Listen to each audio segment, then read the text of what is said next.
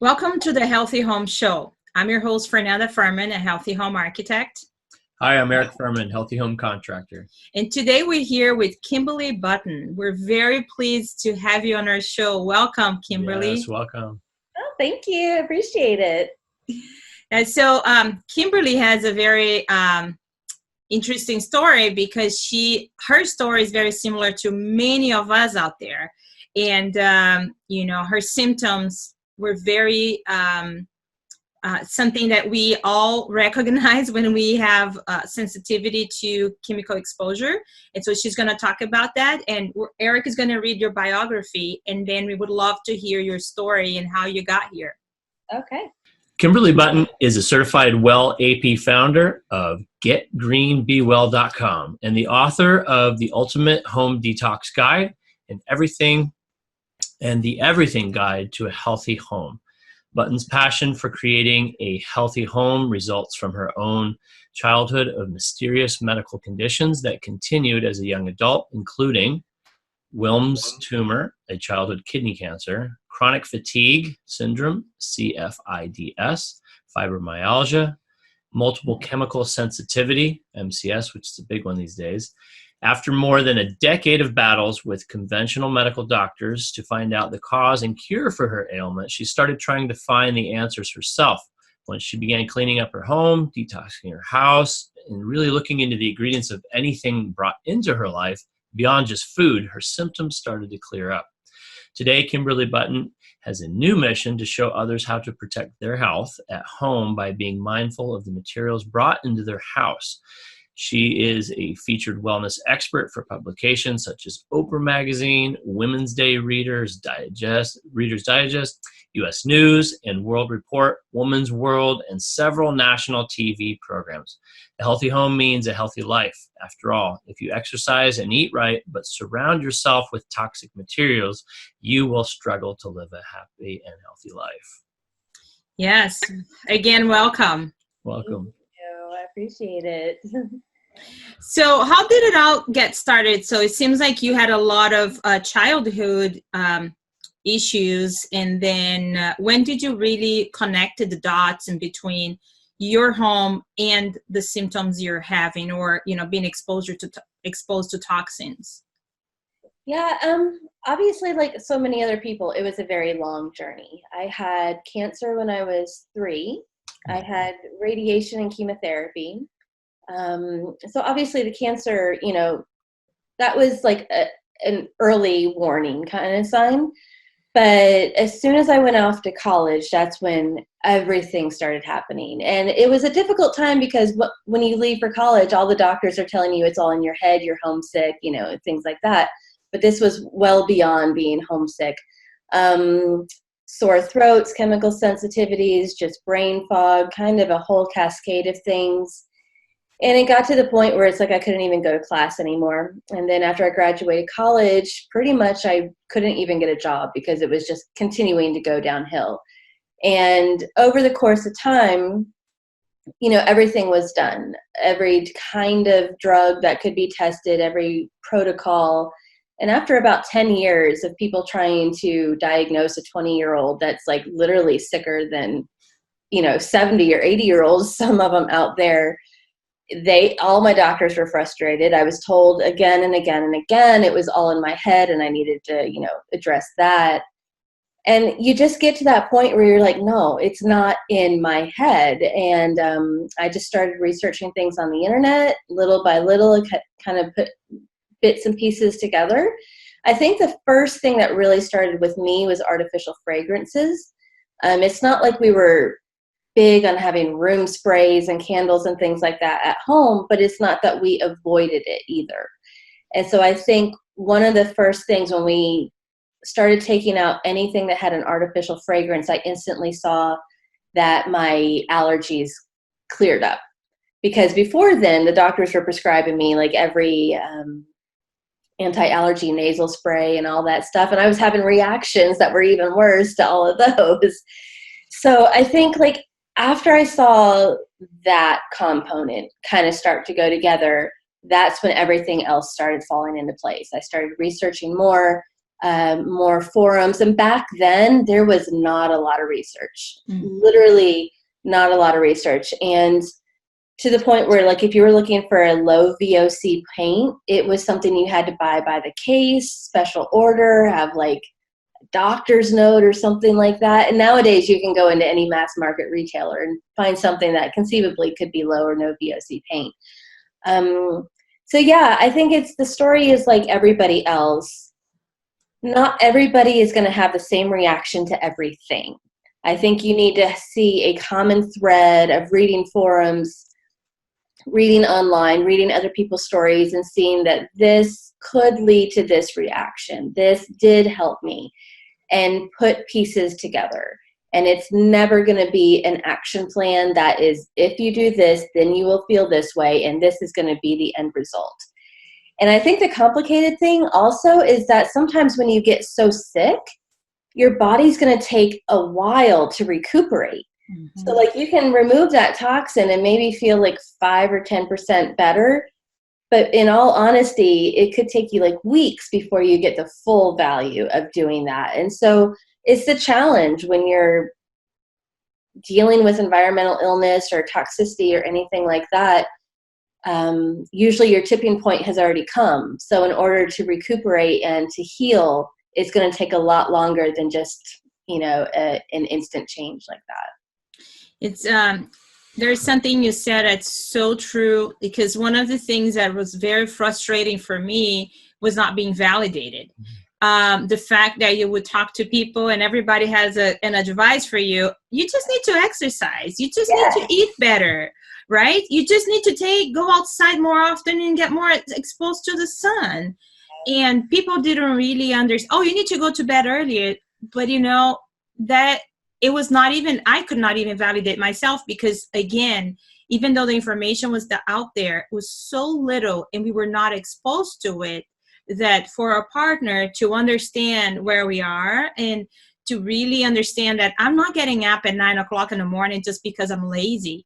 Right. It's because my eyes, I just can't function. My body doesn't work. I can't get things done in the same time that I used to. I could do 3 things done in 15 minutes. Now I cannot get 1 done in 3 hours because of the lack of focus. So I think that is a very important point for, people that are family members, friends, and, spouses of people with chemical sensitivity, to understand that those symptoms are very hard to be diagnosed by just traditional Western medicine. If you don't go to the right doctor, you might miss what's going on. So true. So, and for you, like, what was the first thing you did in your life to start? You said it was reducing the fragrance, but in terms of your home, and habits, what you really, you start doing in your habits that change the way you feel, the way you are feeling? It's a good question, because at the time I was living in my parents' house. So because I was so sick, I literally could not live on my own. And so it's kind of hard when you're living with somebody else in somebody else's place to actually start making major changes. And, but thank God my family is like very supportive. So I'd say the artificial fragrances, the cleaning supplies, I would say probably cleaning supplies would have been next, because the massive headache and the coughing and, difficulty breathing anytime we use normal cleaning supplies. And then I think probably for me would have been the reveal of finding mold in my bedroom. Mm-hmm. It was one of those things. At the time I had a bed, and it was pushed into the wall, into the corner, because it's a very small bedroom. So you could easily make the bed, and I'd pull the sheets off and put the sheets back on, and I could see all of that. But for whatever reason, we decided to move the bed one day. And beyond the mattress, there was a ring of black mold that was never visible. I don't know how long it was there. And that was just like, oh my God, kind of, this could be an answer right here. So we did clean that up. We used tea tree oil and water and cleaned it up. And I really feel that like that was a step in the right direction. I'm not saying that like all of that, like suddenly I was running in marathons or anything. But I feel that it did kind of lessen the load. Other than that, again, it's just so many baby steps, like changing out my pillow. I had a traditional conventional pillow, and then I did a huge investment at the time because I couldn't work. I didn't have any money. So to buy like an organic wool pillow was a serious investment. But I think, again, that was like another step where I could start sleeping better. And when you sleep better, you have more energy, and then you can fight, all the battles that are going on. So yeah, those are some of the big ones. And then from there, it's like you just start noticing toxins everywhere. And then you just start eliminating, and you don't even have a plan. You're just like, get them all out. Pandora box. Yes. Yeah. Thanks for sharing your journey, because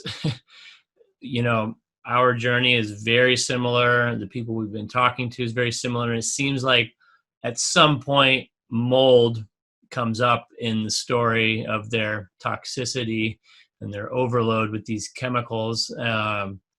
So, wow, I feel for what you went through, because we've just come out of it not too long ago. And as you said, it's not easy. There's many pieces. Everybody's different. There's really no like panacea that just do this and it's cured. So now you're in a much different place in your life. And you've also, I guess, part of that journey, to go back a little bit. So you, like us, had these things, found some answers, and then you were inspired and became a passion to share that with others. So what did you start doing from that point on, when you started realize, oh my gosh, I'm helping myself, how can I help others? What are some of the things you started doing? Well, I instantly started the website. Like, I just knew, because once you have the answer and you've suffered so much, you just want to help everybody else. So I did start the website to put up, common sense little things of how to create a non-toxic home. I wrote a book, Everything Guide to a Healthy Home. That was probably almost a decade ago. So that was a long time ago, and there wasn't nearly as much information out there as there is now. So now I have a course, Ultimate Home Detox Guide, and that is like a room-by-room resource of how to figure out where toxins may be and then how to get rid of them. And I love the fact that I take a very common sense approach, because in all honesty, there's a lot of stuff you can do. There's still a lot of stuff I haven't done. It's by choice. It's not a necessity that I've had to do everything, because I don't react to everything like other people do. Other people might have a very severe reaction to a specific fragrance or something where I might not. So I think that the thing that you need to know is just what you can do and then how to do it. You don't have to do it all. And I like to take a common sense approach as well, as to be like, what can you just go and buy on the internet that's cheap, or like go to a mass market store you might be going to anyway. Not everything has to be special ordered or expensive, or like, I think a lot of people feel that you have to have your home be sterile and ugly and like, just weird looking. That's what I get. A lot of people contacting me for consulting, and they've contacted some other people, and they're like, they literally told me to go live in an RV in the middle of the desert. Like, no, that's not necessary in today's day and age. So yeah, there's just so much that you can do. And then I became a well AP. So my husband's an architect, and he came home after a meeting one day, and he's like, there's this program called Well AP that's like perfect for you. And I had never heard about it. And essentially, if you're familiar with LEED, and that is how to create green buildings. And I think a lot of people don't realize, just because a building or an environment would be green and eco-friendly does not necessarily mean it's going to be proper for your health and wellness. Absolutely. That's perfect. Yeah. What you just said that now. Yeah. Yeah. It's which again is a frustrating thing, because if you're not in the community, you're like, it's too confusing. I just don't want to have to deal with it. A lot of them do overlap, but LEED is more about saving the environment and being very eco-friendly, where WELL, which is also by the U.S. Green Building Council, so it's two different certifications, but they're both under the U.S. Green Building Council. WELL APs are all about the health and wellness of everybody that lives or works in a building all day long. So it's about furniture without toxins, access to proper sunlight, air purification, water purification, actually continuing education on health and wellness topics. So I love the fact that it goes above and beyond just putting an infrastructure together. It's actually creating a wellness mentality for anybody that's in that building all day long. So I was WELL certified, and I'm very proud to be a WELL AP now, because I think it's just something that's going to continue to grow, and it's very necessary in today's day and age. Yeah. Yeah. So with the LEED, I know you have to certify the building. With the WELL AP, is that something that is a certification for a home, or, you know, like how does that work with that certification? Currently, it's only for businesses and then major structures. There's none for individual homes, but there are certifications for multifamily homes. Yeah. So you can't have your own personal house certified. You can certainly do everything that it asks to do, but you can't get certified as of now. I have no idea if they're going to be changing that in the future. And there's different levels of certification, just like with LEED. Mm-hmm. So you were talking about how you end up, you know, going in the rooms and detoxing the rooms, and how you take this approach. One of the things we see the most, like, and I am guilty of that, when I got pregnant, the first thing I wanted to do is get this nursery beautiful, and bought all these new pillows and all the decoration for the room, painting the room, got the new crib, and I never even thought about anything toxic in that matter. I got the cover for the mattress because babies pee, so it doesn't, and of course that was vinyl and PVC. So when for mothers out there that are decorating their nursery, what would you suggest them to look into, especially, now that we know about EMF and the baby monitors that are wireless, which we had that as well. So what would you suggest mothers today when they're, decorating or doing the nursery for them to do? First of all, don't feel like you can't have a pretty nursery. You can have a beautifully decorated nursery however you want. So I think that's the first challenge, is because you cannot talk a mother out of creating a beautiful environment for their child. You're just not going to, and nor should you have to. But I think some of the first step that everybody always wants to do is to paint the nursery. And again, you can certainly paint. I would never promote the pregnant woman, mother-to-be, to actually do the painting. That's just something that I personally would suggest, like have the father-to-be get involved and do the painting, or hire it out and choose a no VOC or at least a low VOC paint. Going to a traditional store and getting a low VOC paint kind of isn't fail-proof anymore, because once they add the tint, there's going to be VOCs. Just because it's low VOC paint doesn't mean it's not full of other nasty chemicals. Again, this is where somebody that's not involved in the whole process is just like, I just don't understand. And trust me, it's just so complicated sometimes. But there's plenty of safe choices out there. So it's not that you don't have to paint. It's not that you have to have stark white walls. There are options.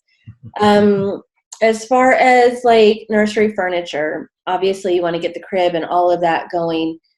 If you're not going to be choosing solid wood furniture or have hand-me-downs, even generational furniture can be like really great. Even if it's not solid wood, it's probably off-gassed by the time that you get it. So it's actually a really economical and smart alternative.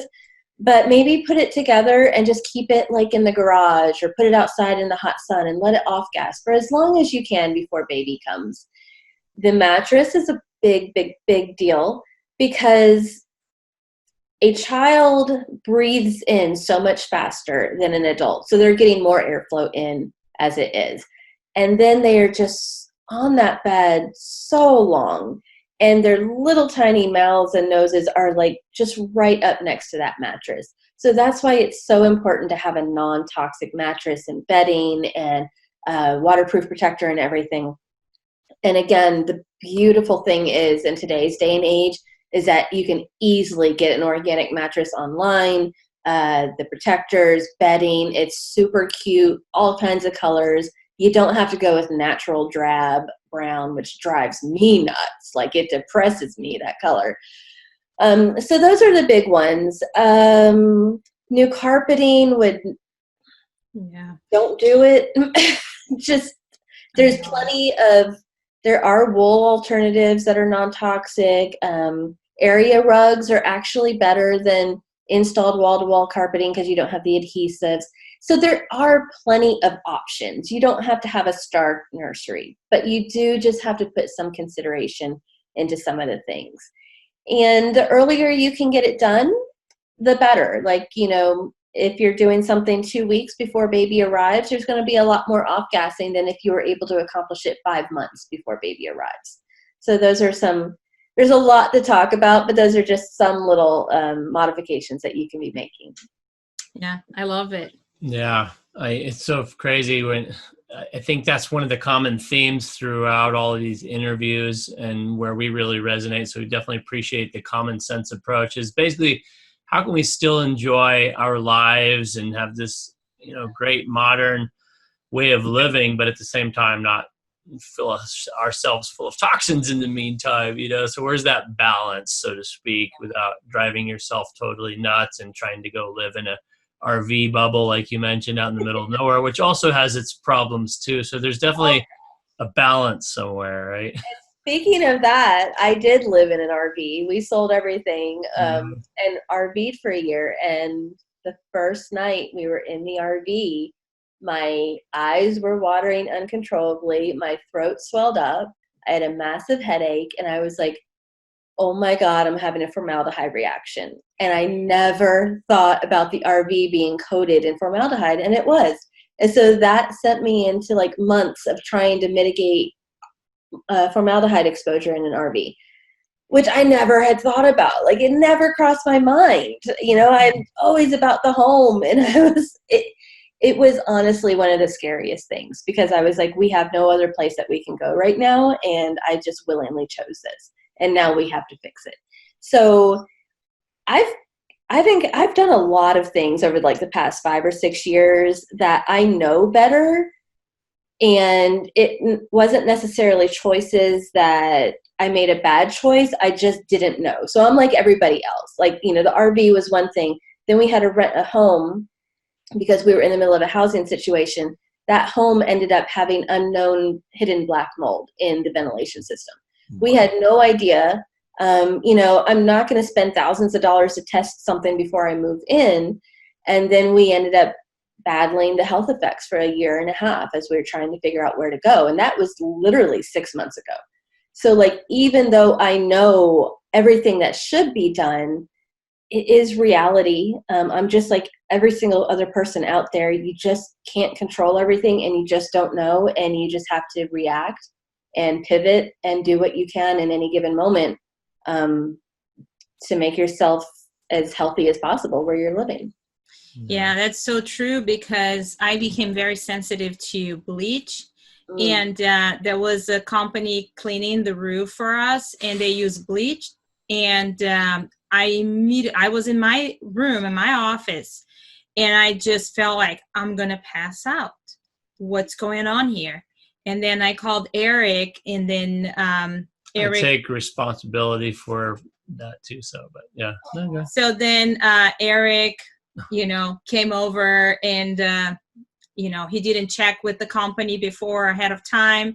So then we had some fans that were open. And anyways, to make the long story short, I almost passed out with the bleach and I didn't even had smell it. It was just the reaction of my body.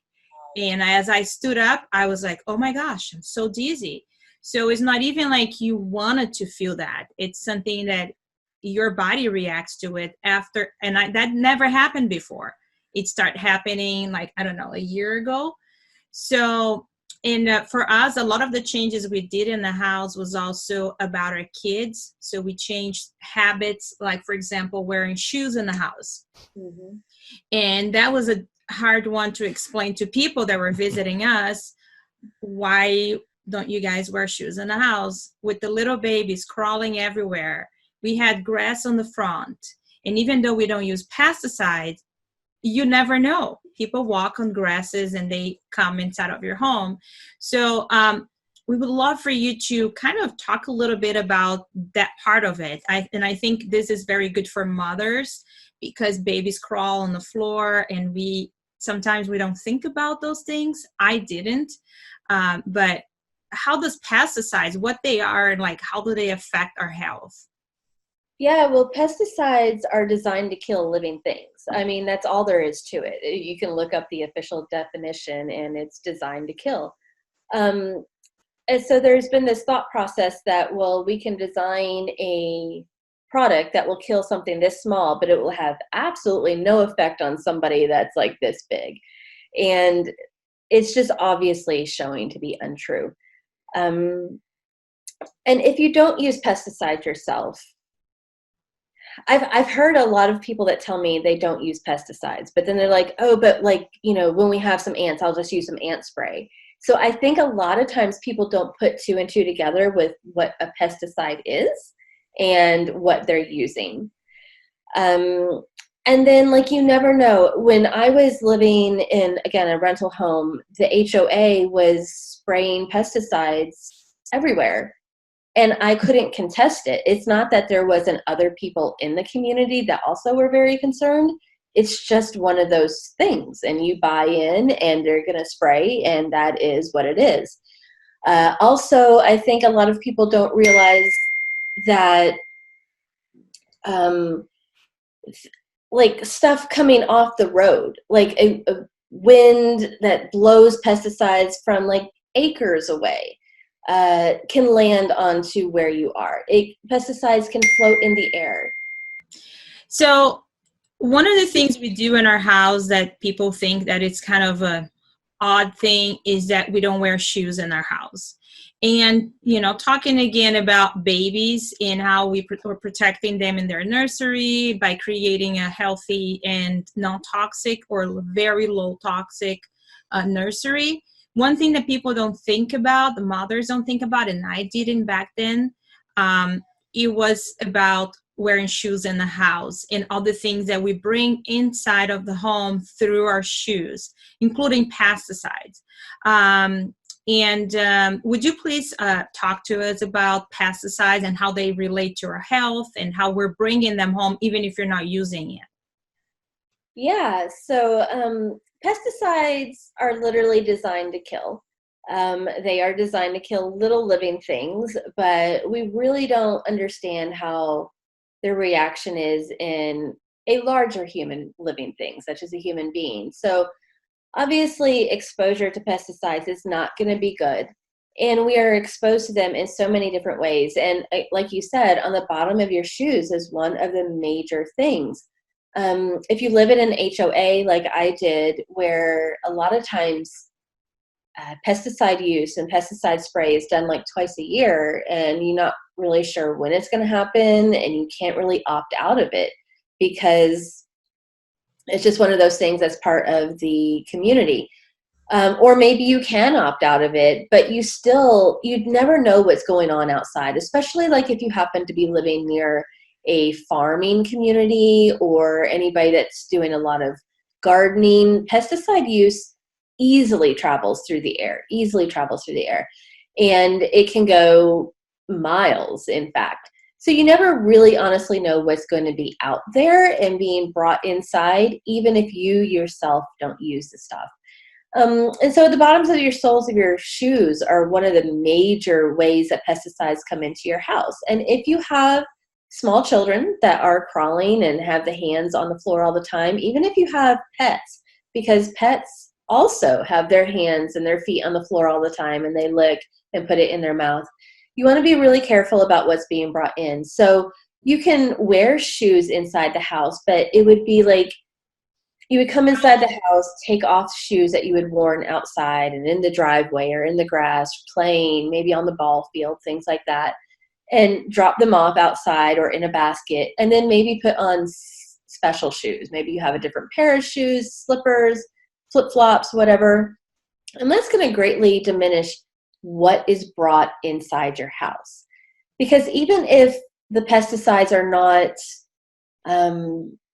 being transmitted by the bottoms of your feet, tiny hands, pets, it's still going to eventually become airborne because they are particles. They can mix in with your dust. And when your dust gets riled up and goes airborne, then it's something that you could easily breathe in.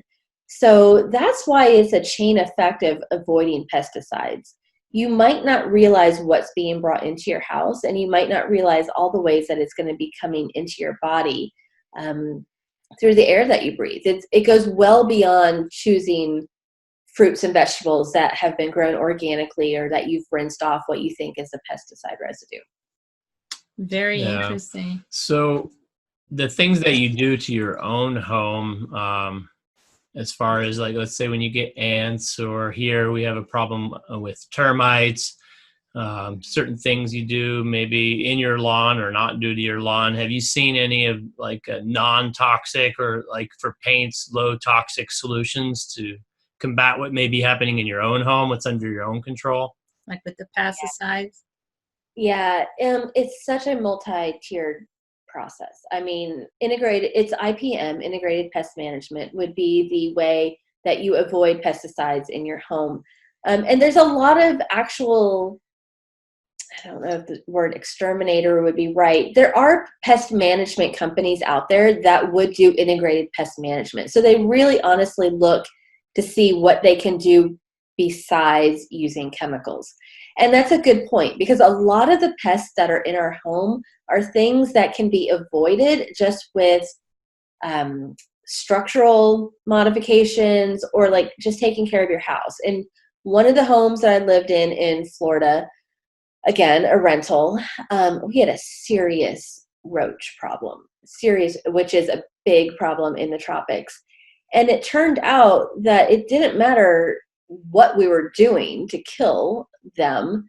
They just kept coming back. And there was a hole that was like underneath the floorboard through which there was a massive pest problem. So it doesn't matter how many pesticides we could have used, until that hole was taken care of, there was always going to be an issue.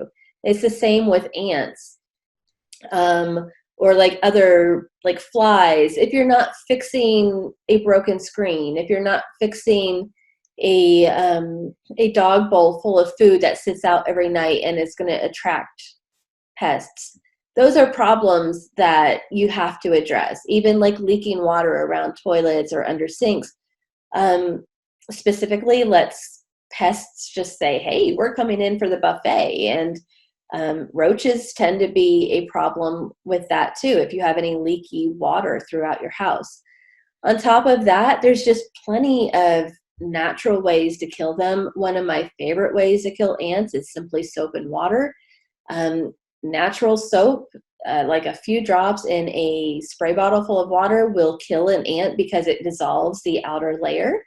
It won't do it to fire ants, which I have found. Nothing is going to kill fire ants. I feel they're impervious. But like if you have an ant problem, just try simple soap and water before you start using any chemicals. There's also a fabulous bait. I think it's called Taro. It's actually sold along with pesticides, but it is a gel bait.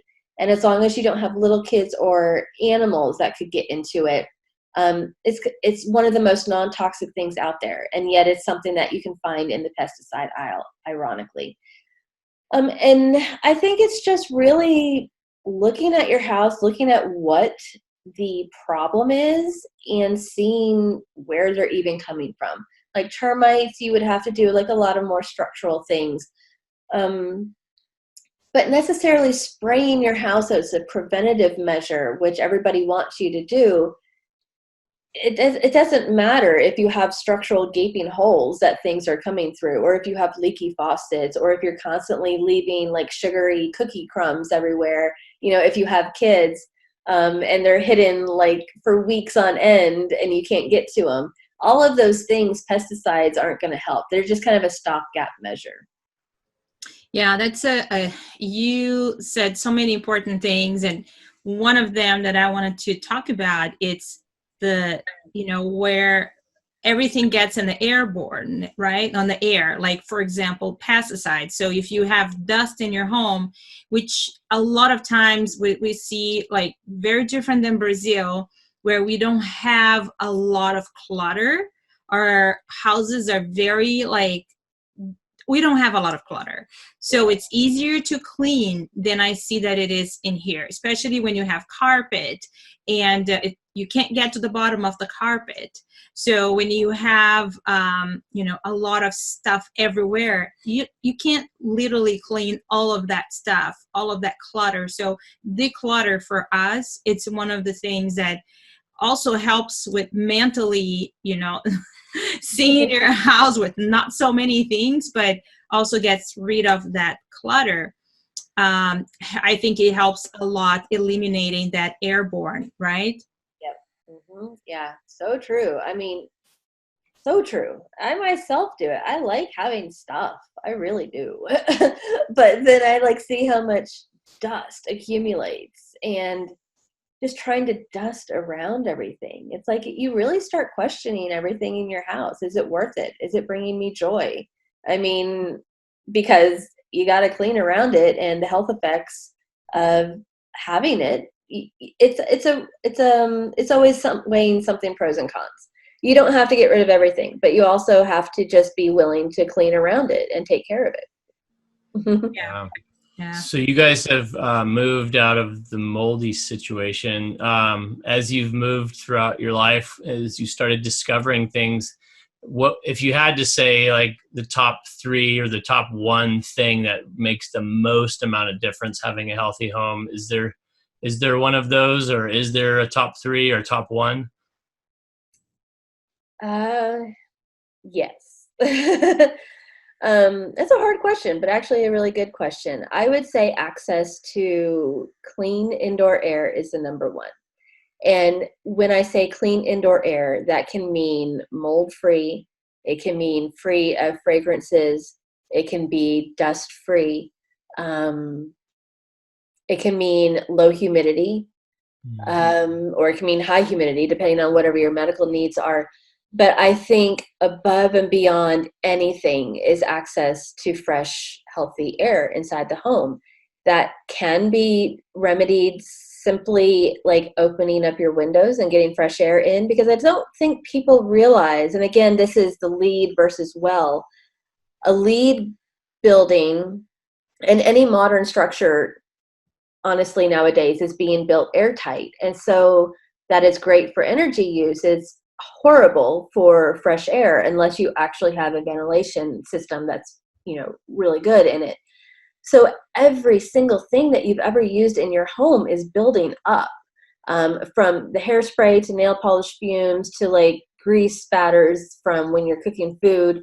All of those things are adding up. If you don't get it out, it's a tipping point again to where it's just going to be way too unhealthy.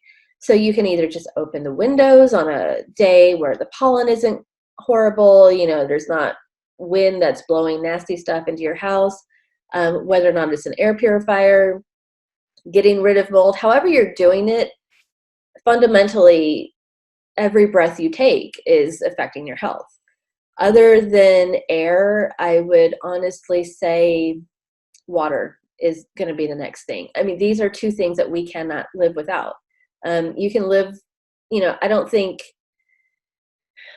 like furniture is nice to have non-toxic, a healthy mattress. Yes, that's good. But when it comes down to it, the water that you put inside your body, the air that you breathe in with every breath, those are the two fundamental things. And when you get those taken care of and you get a solid foundation on keeping those as healthy as possible, not only is your health going to improve if it was bad because of those things, but you're going to have a strong foundation that where every single thing you do from there on out is going to be even better and better, because you're not constantly struggling against the water and air quality issues.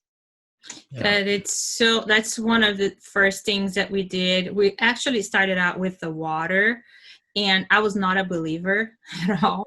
For me, I just saw dollar signs. Yeah. I didn't see the benefit.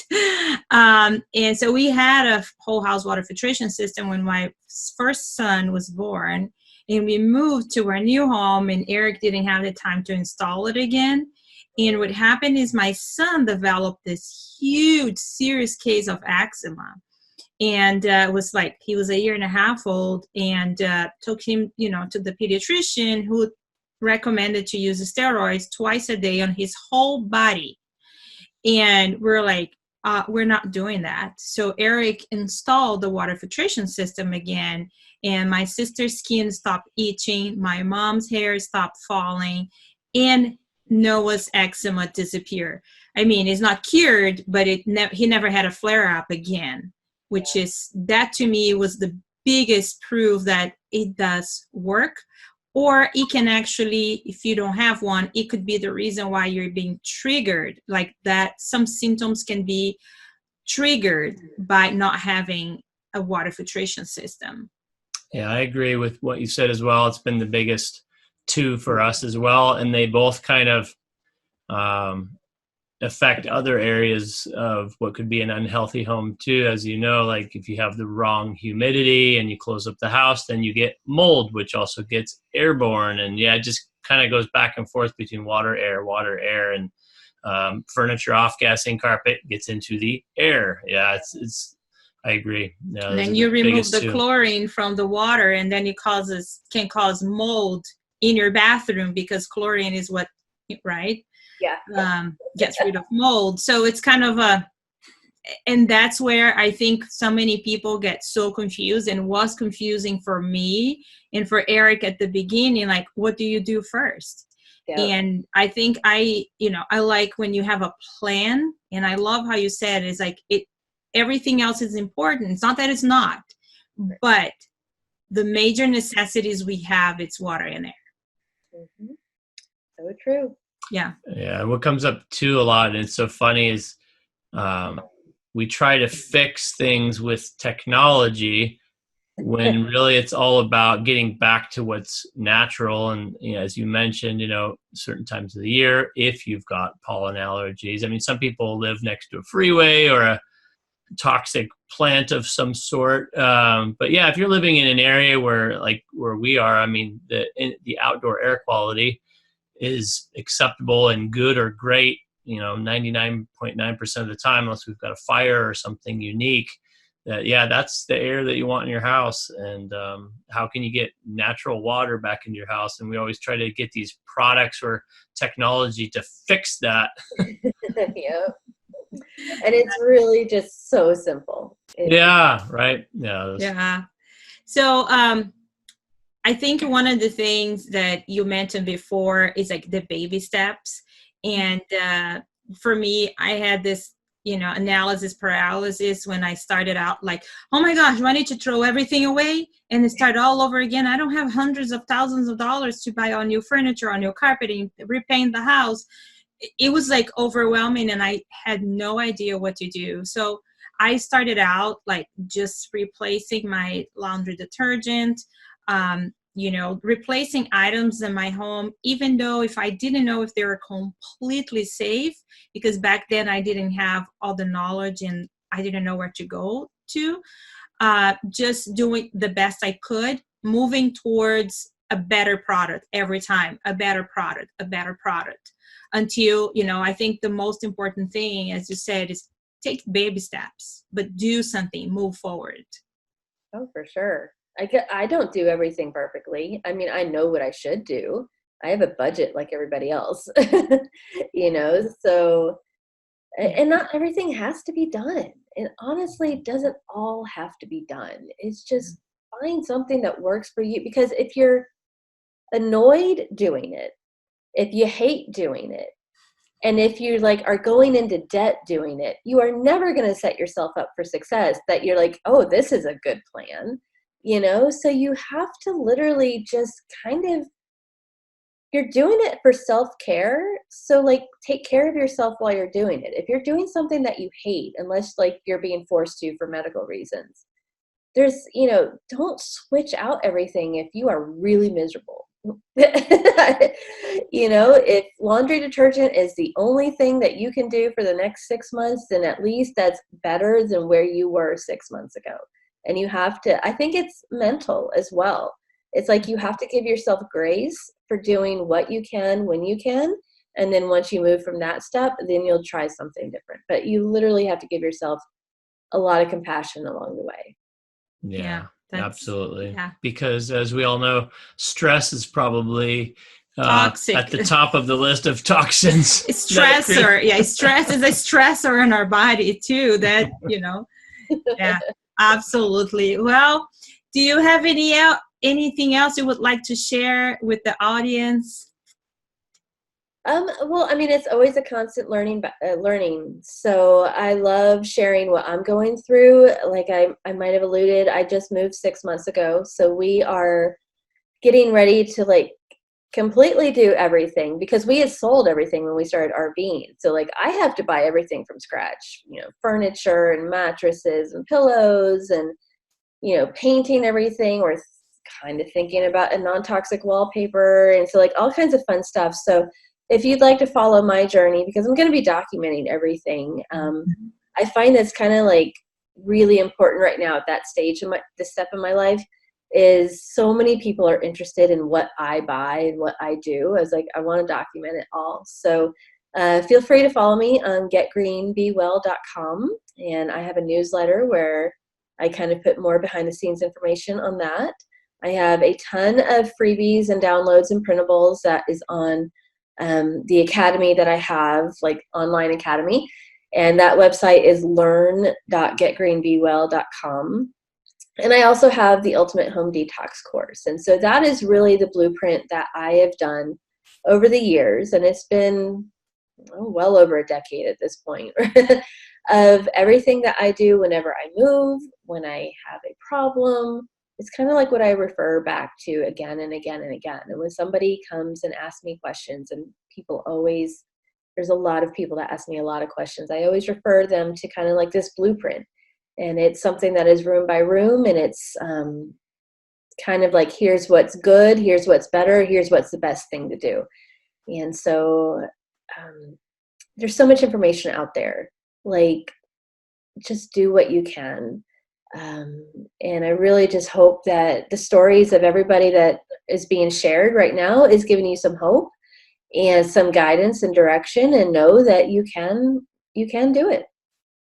Yeah. Absolutely. Yeah. Thank you so much. And thank you for all you're doing. And definitely we will be following you in your journey, because there's always room for improvement. There's always, the industry changes, and there's always new things to learn every day. So thank you so much for documenting your journey. I'm very interested in following you and seeing everything you do. Yeah. Thank you. Thank you. So Kimberly has a very great gift for you guys. She has a downloadable. It's called The Best House Plans to Detox Your Home. And the link is going to be below this video. You're going to be able to go there and get your printable, get your PDF, and start using plants today to help detoxing the air in your home. And thank you again for being in here. Bye.